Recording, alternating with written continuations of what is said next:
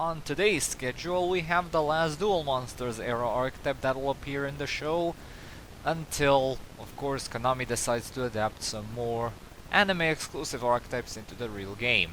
And to finish things off, we'll be talking about the Toon archetype used by the main antagonist of the first Yu-Gi-Oh! Show's first season, Pegasus J. Crawford, who also used the Eyes Restrict and Relinquished archetypes, which I've already covered before. And yeah, now it's time to delve into a more plentiful archetype he used in the show.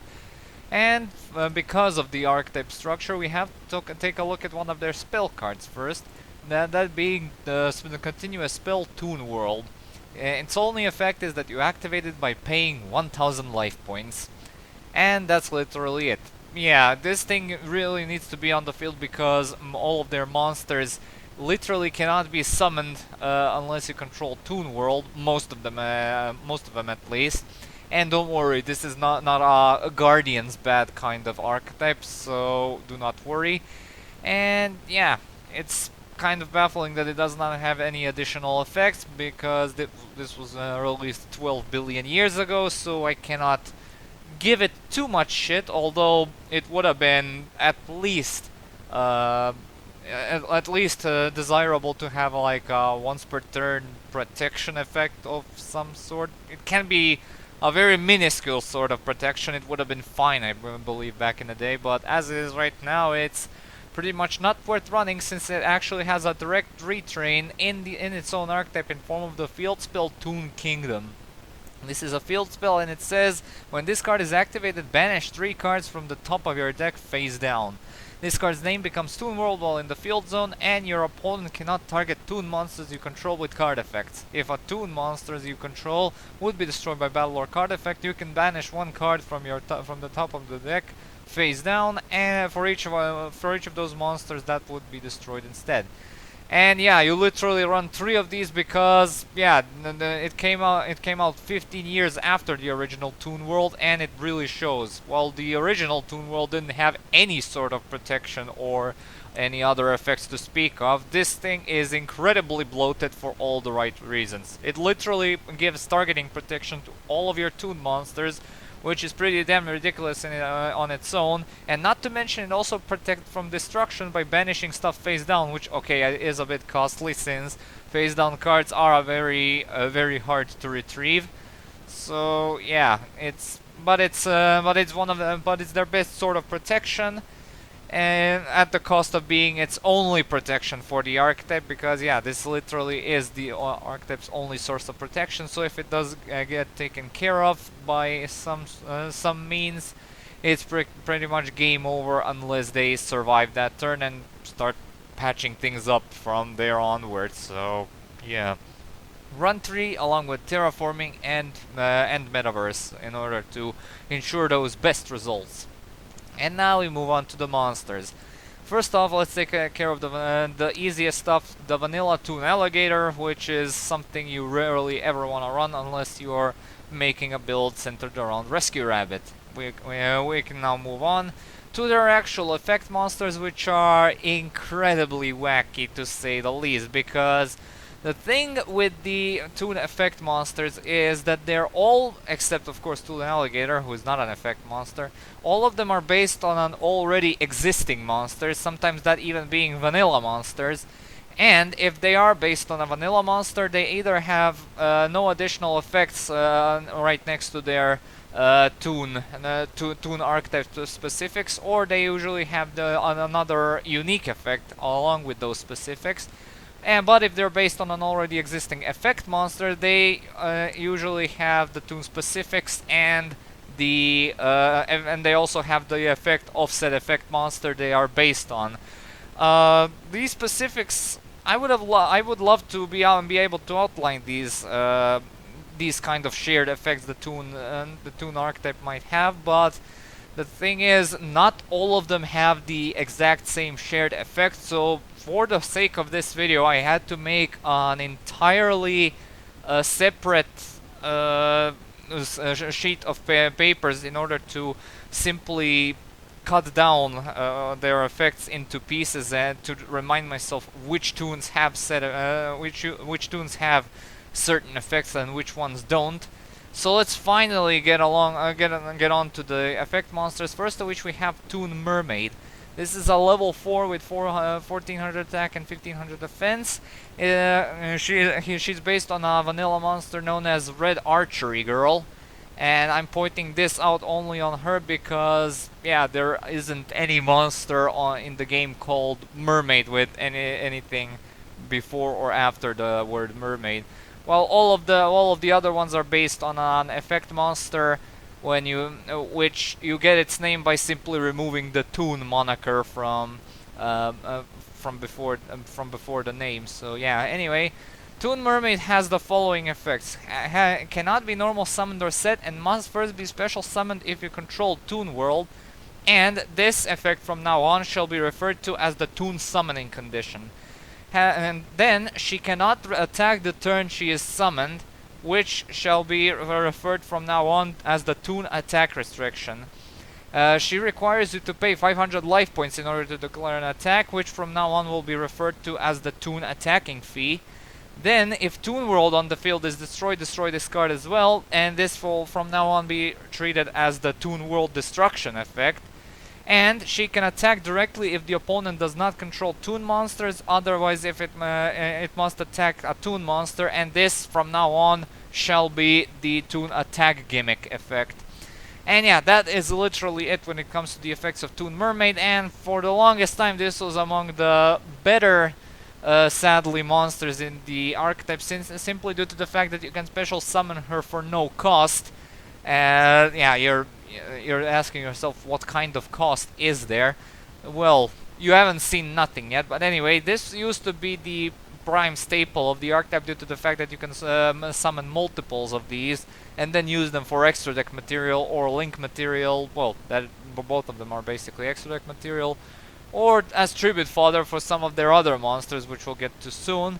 So yeah, it used to be the prime playmaker of the archetype when it comes to lower levels, but she's effectively been replaced by a newer piece of support they received recently. So yeah, run it if you actually have additional space for her.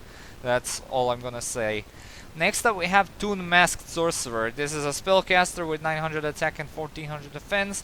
Has the Toon attack restriction, Toon World destruction effect, and Toon attack gimmick, which requires Toon World to be on the field. And it also has Masked Sorcerer's effect. When it inflicts battle damage to the opponent, you draw one card. Yeah, you literally run 3 of these because it's the archetype's best kind of draw power besides their archetypal search cards, which we'll get to in a minute. So yeah, it's a very welcome level 4 in the deck, if anything. Next up we have Toon Cannon Soldier. This one only has the Toon attack restriction, Toon World destruction effect, Toon attack gimmick, and it also has Cannon Soldier's effect, where you contribute a monster for 500 burn damage, which is not once per turn.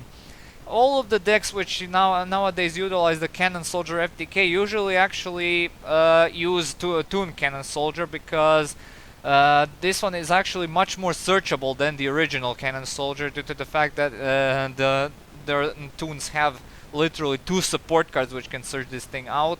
It also has the exact same effect as Cannon Soldier, and it can be normal summoned or set with no problem, due to the fact that it does not have the Toon special summoning condition, which requires Toon World. So yeah. And predictably it's banned in the OCG due to the fact that they literally hate these types of cards. So yeah, you either build your decks entirely based on this thing, or you simply ignore it due to the fact that it doesn't do anything particularly good for the archetype as a whole. Next up we have Toon Gemini Elf. It has the Toon attack restriction, Toon World destruction effect, Toon attack gimmick, and it actually has a unique effect, because Gemini Elf is actually a vanilla monster, for all of you who didn't know, that if this card inflicts battle damage, you discard 1 random card from the opponent's hand. And this effect, along with Toon Masked Sorcerer, is one of the reasons why Toons were actually so obnoxious in some earlier formats, due to the fact that yeah, Toon Gemini Elf can basically snipe the opponent's hand from valuable cards and basically make them go minus. while the Masked Sorcerer basically makes you plus. However, again, modern decks tend to empty out their hands pretty damn fast, so yeah, you might not see these and these gals provide that much of a utility uh, nowadays, but yeah, against a very good deck which requires its hand to be present, well, in the hand, this this basically does wonders. Although watch out if you're doing using her against a Dark World player, because it can get pretty nasty then. Alright, next up we have Toon Harpy Lady, which is one of their newer pieces of support.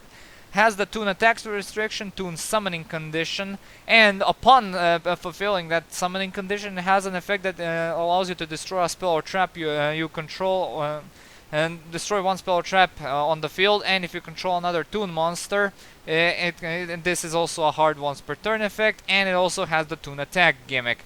This is basically the monster which replaced Toon Mermaid due to the fact that it has the special summoning condition just like her, but it also actually does something else upon fulfilling that special summoning condition, and that is popping a piece of back row from anywhere as if you control another Toon monster, and this is obviously a reference to the Harpy's field spell, Harpy's Hunting Ground. So yeah, literally run 3 of these and literally never run any less than 3 of these.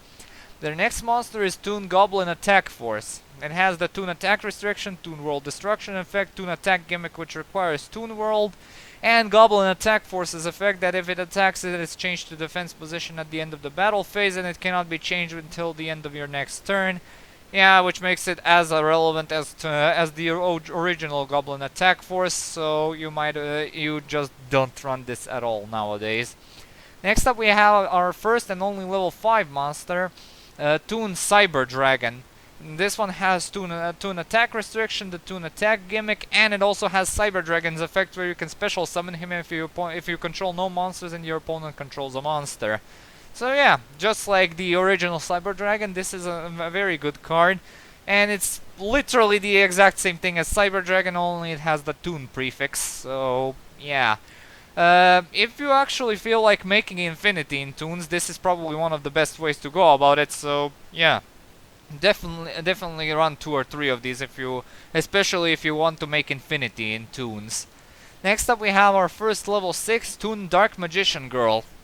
This one has the Toon Summoning condition, but this time you need to tribute 1 monster in order to pull this off, and unlike Harpy Lady, it cannot be normal summoned or set, just like Toon Mermaid. It has the Toon World Destruction effect, it has the Toon Attack gimmick, and oh wait, it does not have, yeah, the Toon Attack gimmick, yeah, I forgot, I'll explain in a minute. Dark Magician's Girl, it also has the Dark Magician Girl's effect where it gains 300 attack and defense for each Dark Magician and Magician of Black Chaos in either graveyard. Yeah, I jumbled a bit there. I thought it said Toon Attack restriction, but it doesn't have the Toon Attack restriction, as you probably noticed, since this was the first Toon monster ever, and out of the 2 total that could attack on the turn they are summoned, which did not quite make this card a viable option, since this basically is a level 6 which has the Toon Summoning condition, which requires you to control Toon World, and you need to tribute a monster in order to bring her out as well. So yeah, like I said, only one other monster in the archetype can actually attack on the turn it's summoned, so yeah. As for Toon Dark Magician Girl, yeah, it has her original effect. Unless you're playing against like a Dark Magician player, then this is probably not going to do you any good, so yeah, you might as well ignore her if you're planning on being consistent and meta relevant. Next up we have our final level 6 Toon Summon Skull. This one has the Toon Summoning condition, and also you tribute 1 monster just like with Dark Magician Girl. It has the Toon Attack restriction, Toon Attacking Fee is also here, Toon World Destruction effect, and it has the Toon Attack gimmick. Again, if you crave a level 6, then you just run Magician Girl. Just don't bother with this one, because this is a much worse card than the Dark Magician Girl in terms of, well, everything. Next up we have our first level 7 monster, Toon Barrel Dragon. This one has the Toon attack restriction, Toon attack gimmick, and it also has Barrel Dragon's effect, where once per turn you can toss a Toon coin 3 times, and if 2 heads, destroy 1 card on the field. Yeah, just like the original Barrel Dragon, it's just not worth the effort. Next up we have Manga Ryuran, based on the vanilla monster Ryuran.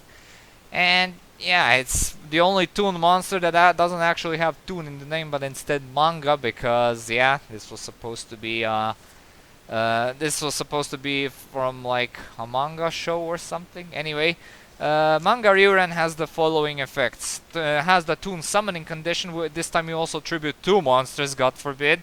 And it has the Toon attack restriction, Toon attacking feat, Toon World destruction effect, and the Toon attack gimmick.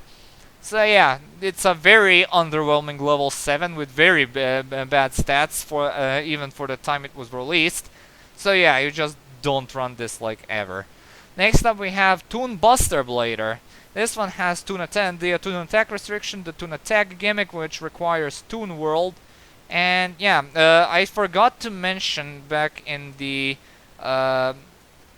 back when I was talking about the Dark Magician Girl and Summoned Skull. They do not require Toon World to be on the field for their attack gimmick, while Barrel Dragon also requires it, and Toon Buster Blader also requires Toon World for its attack gimmick. And let me finish off Buster Blader here. It also has Buster Blader's effect that it gains 500 attack for each dragon in the opponent's graveyard and on their side of the field. And not sure why you would want to even do this, unless you're like playing against a dragon heavy deck, then you take this in just for some additional big numbers. But yeah, it's a bit way too much effort for way too little of a payoff. Next up we have something actually pretty decent, which is Red Eyes Toon Dragon. This is a level 7 with the same stats as Red Eyes, and it has the following effects. It has the Toon attack restriction, Toon attack gimmick with Toon World required, and it actually has a unique effect. This is the second out of the 3 Toon monsters that actually has a unique effect. Or wait, is it 4? It's actually 4 of them have unique effects. So yeah. Anyway, Red Eyes' effect is that once per turn you can discard a Toon card and activate one of these effects. Special summon 1 Toon monster except itself from your deck, ignoring its summoning conditions, or add a Toon spell or trap from your deck. Oh wait, that's the... Sorry. Once per turn you can special summon a Toon monster from your hand except itself, ignoring its summoning conditions. That's the Red Eyes Toon Dragon effects. It's completely bizarre to me having to read a separate script just to get on with the video, because these effects are so incredibly bloated and how should I say, inconsistent, that it just tends to happen. Still, it's the monster we're taking a look at next, so yeah. Anyway, Red Eyes Toon Dragon is a definite 3-off staple, and it also helps out that this can actually be brought out with Black Stone of Legend, which is actually something that Toon players used to run because of this thing. So yeah, this is an absolute 3-off staple. It's an Allure of Darkness target, and it also works with 7-star swords, so yeah. Absolutely max out on this one. Just like with the next monster, Toon Dark Magician, which has the following effects: the Toon attack restriction, the Toon attack gimmick, which requires Toon World, and the unique effect, which I started reading out the first time when I was talking about Red Eyes Toon Dragon. That is that once per turn you can special discard 1 Toon card to activate one of these effects, to special summon a Toon monster except itself from your deck, ignoring its summoning conditions, and add a Toon spell or trap from your deck to your hand. And yeah, another 3-off staple, just like Red Eyes Toon Dragon, and the two can be used to bring each other out to basically swarm the field like crazy. And not to mention, Toon Dark Magician can also search out their back row, which actually consists of 2 actually very good searchers. They have 2 very good spell cards that can search out the entire archetype in back row and all. So yeah, this is actually a very welcome piece, just like Red Eyes Toon Dragon, and you should always consider running 3 of them, just like Red Eyes Toon Dragon. And now we have now we move on from the quality a bit, because yeah, these cards are that follow are certainly hot garbage. First of which we have Blue Eyes Toon Dragon. This one has the Toon Summoning condition where you need to tribute 2 monsters, has the Toon Attack restriction, has the Toon Attacking fee, Toon World Destruction effect, and Toon Attack gimmick, which does not require Toon World. And much like the monster it's based on, this is certainly not worth discussing, let alone looking at any further. Moving on. Next up we have Toon Ancient Gear Golem. This one has the Toon Attack restriction, Toon Attack gimmick which requires Toon World, and it also has Ancient Gear Golem's effect where it deals piercing damage and basically disables spells and traps until the end of the damage step. And yeah, this, just like the original Ancient Gear Golem, not too terrible for the time this thing came out, but nowadays it's not worth the effort. The original Ancient Gear Golem is a lot better due to the fact that it actually has a lot of Ancient Gear support, but this is kind of out of place in the archetype, so you shouldn't probably bother with it. And finally, we're at the final monster of the archetype, which is one of their newer pieces of support, Toon Blackluster Soldier. This is by far the best monster in the lineup, and here's why. First of all, it has a unique summoning condition, if you can believe it, where it cannot be normal summoned or set, and you special summon it by tributing Toon monsters from your hand or field whose levels equal 8 or more. So it's kind of like mimicking a ritual summon in a way. It has the Toon Attack gimmick, which requires Toon World, and the last thing is its unique effect that if you control a Toon World, you can banish 1 card on the field, and this card cannot attack that turn, and this effect is, believe it or not, a soft once per turn. So essentially you can actually stack up multiples of these in order to banish 3 cards during your turn. And yeah, shit's pretty hype, and this is pretty much the definitive Toon boss monster for a very good reason. Absolutely max out on these guys because you can also use them as trade-in bait, so yeah, it's an incredibly versatile card. Now we move on to their back row, which they have quite a few pieces of back row, except the Toon World, continuous spell, and the retrain. First of which we have Toon Table of Contents. Add 1 Toon card from your deck to your hand. Literally run 3 of these, there's literally nothing else to say. It can even search out additional copies of itself, which is something not many cards like this can brag about being able to do. Same thing goes with Toon Bookmark. Add 1 Toon World or 1 card that specifically lists the card Toon World in its text from your deck to your hand except Toon Bookmark, and if Toon World you control would be destroyed by a card effect, you can banish this card from your graveyard instead, and you can only activate 1 Toon Bookmark per turn. This is a hard once per turn for a very obvious reason, because it's a little too good for what it actually does. It's essentially a a little bit limited copy of Toon Table of Contents, since not all of the back row pieces of the Toon archetype actually list Toon World in its card text or have it in the name. And not to mention it has a graveyard protection effect from Toon World, which is essentially what the archetype basically lives for. And if you activated your copy during this turn, you can basically activate Foolish Burial Goods to send another copy of itself to the graveyard in order to have double protection, since the protection effect is not once per turn. So yeah, this is a very good card, and definitely run 3 of these at all times. Toon Page Flip is another one of their newer pieces of support. It's a quick play spell that says if you control Toon World, reveal 3 Toon monsters with different names from your deck, and your opponent randomly picks 1 for you to special summon, ignoring its summoning conditions, and also you shuffle the rest into your deck, and you can only activate 1 Toon Page Flip once per turn. You essentially pick Dark Magician, Red Eyes Toon Dragon, and whatever you might need at the moment, and then hope one of them hits the field. Yeah, Blackluster Soldier can also be a decent pick. So yeah, Blackluster Soldier, Red Eyes Toon Dragon, and Dark Magician. Black Magician is its Japanese name, so yeah, I guess I'm not wrong then. You literally pick 3 of these, and then you just start plussing and beating the opponent up with your massive monsters. So yeah, it's random choice, sure, but it's very good random choice. Always run 3 of these at all times. Next up we have Shadow Toon. If you control Toon World, you target one face-up monster your opponent controls, inflict damage to your opponent equal to the attack of that face-up monster, and you can only activate one Shadow Toon per turn. Unless you're building like some specific Toon World burn deck, with employing like stuff like Cannon Soldier, this can be interesting choice to like finish off limping opponents if they happen to have a strong monster when you set up your Cannon Soldier FTK perfectly. But other than that, it's pretty pointless in hindsight.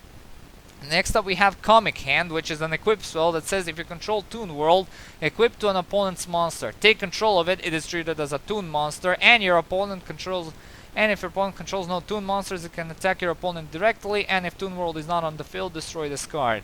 Essentially, it's an archetypal Snatch Steal that basically turns the equipped monster into a Toon monster, which is highly appreciated nowadays. It can be searched out with both of their search cards, and also Dark Magician can search it, so yeah, it's a very handy card to have around, so yeah, run 2 or 3 of these. Next up we have Mimikat. If you control Toon World and a Toon monster, target one card in your opponent's graveyard, and if it is a monster, special summon it to your field, or if it's a spell or trap card, set it to your field. You can only activate one Mimikat per turn. This used to be pretty underwhelming due to the archetype's very uneven nature in terms of generating field advantage, but nowadays it can actually be pretty busted since you can basically just snatch one of anything from the opponent's graveyard. Most notably, I think most notably is going to be monsters, because you're probably going to be sending stuff to the graveyard and then resummoning them to your side of the field so you can get the benefits. So yeah, this is a sort of a preference-y type of card, because it can be dead most of the time due to the fact that the opponent does not have the correct setup. So yeah, run by preference and optimize the ratios, again, by your preference. Next up we have Toon Rollback. Target one Toon monster you control. It can make a second attack during each battle phase this turn. It's very handy. It's only searchable by table of contents since it does not mention Toon World in the name. But yeah, it can actually provide with a decent, in a very decent 5,000 burn, 5,000 attack value if you're search it out with Dark Magician upon special summoning him. So yeah, it can edge you very close to an OTK, but again, it can be a bit bricky in the early stages of the duel, so watch out with the ratios. Next up we have our final spell card, which is only part of the archetype due to its lore, and that is Shine Palace. Equip only to a light monster and negate 700 attack. There are only two light monsters within the entire archetype. One of them is so not worth running, and the other is usually used up as extra deck material if you summon him the correct way, so this is not worth discussing further. Next up we have Toon Defense. When an opponent's monster declares an attack targeting a face-up level 4 or lower Toon monster you control, you can make that a direct attack instead. Just because Toon monsters can attack your opponent directly doesn't mean you should allow your opponent to attack you directly. Just don't run this. Just terrible. Next up we have Toon Mask. Sorry. If you control Toon World, target one face-up monster your opponent controls. Special summon a Toon monster from your hand or deck whose level is less than or equal to the level or rank of that monster, ignoring its summoning condition. Again, just like Page Flip, it's another card which relies on your opponent's setup in order to basically make it work. But again, you can basically target a high-level monster and summon whichever you need at the moment. Considering the fact that they have levels from levels 8 towards 4, so yeah, it's basically a guaranteed instant monster. So I guess running 1 or 2 couldn't hurt. Next up we have Toon Briefcase. When your opponent summons a monster while you control a Toon monster, shuffle that monster into the deck.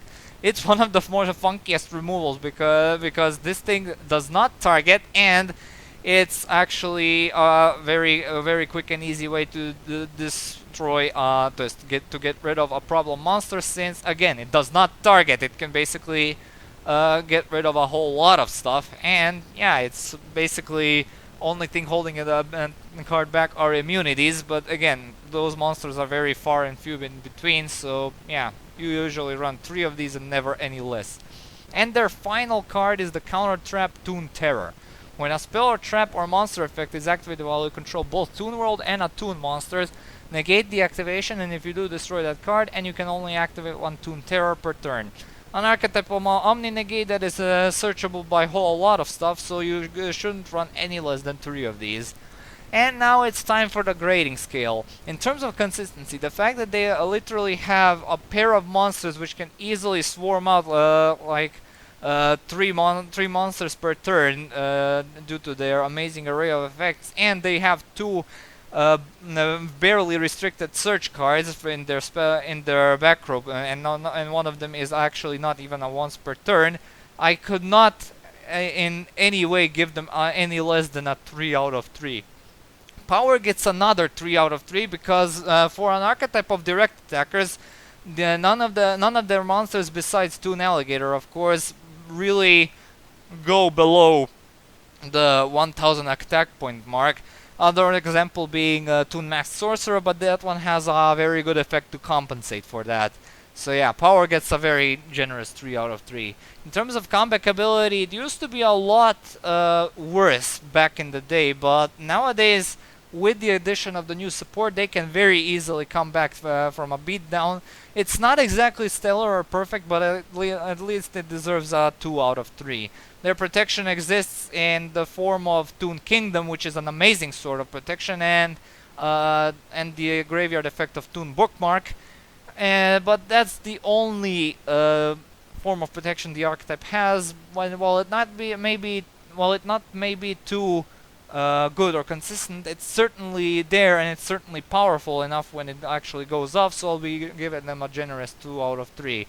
And in terms of versatility, well, due to the archetype's uneven nature and not being able to be splashed in anything else other than their own engines, and yeah, Toon Cannon Soldier is the only Toon monster that actually sees play outside its own deck. But they actually have access to Cyber Dragon Infinity due to the fact that they have Toon Cyber Dragon on standby. So I cannot give them any less than a 2 out of 3. It would be very close to a 3 out of 3 if they actually had some extra deck monsters or some of their other original monsters which can basically do something else other than, of course, Toon Alligator. And yeah, those were basically Toons, and this is definitely one deck that can pose a significant threat to the meta if it actually gets, let's say, one more decent wave of support in the following years. So yeah, I'm very happy how these things turned out due to the fact how much of an abysmal start they had when the archetype was first introduced. But yeah, let's just hope the trend continues and they actually get some Toon monsters from shows beyond Dual Monsters and GX, because yeah, the archetype literally has only 2 Toon monsters from the GX, and the rest of them are Dual Monsters monsters. Yeah, stacking the word monsters everywhere. So yeah, if they actually do receive some additional support, I will be very happy to greet them again on Archetype Rematch. But as for now, I'm done with Toons, and next time we'll be going to the GX era, I think, again. Yep, we're going to the GX era to take a look at an archetype I've actually introduced, sort of to speak, here with one of their monsters.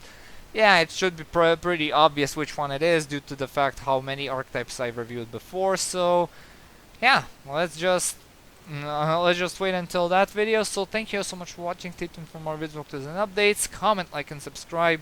Be sure to check out my Patreon when you got the time. Maybe drop a few donations if you feel like it. And as usual, I'll upload the next vid whenever I can. So see you all and have a good day. Peace.